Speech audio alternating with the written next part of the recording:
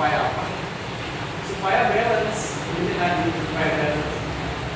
Karena gini, full robusta sama yang di blend. Jadi blend ini biar rasanya seimbang, manisnya ada, pahitnya ada. Kayak gitu. Jadi yang punya coffee shop, yang pertama itu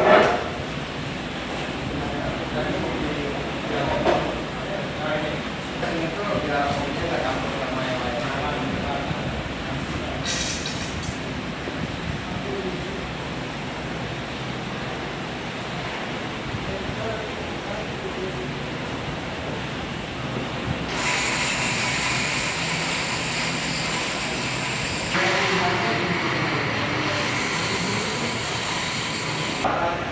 Terus di blending dia kasih nama mana ya,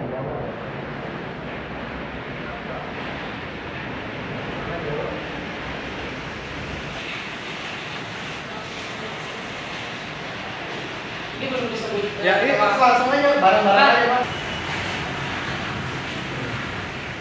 langsung aja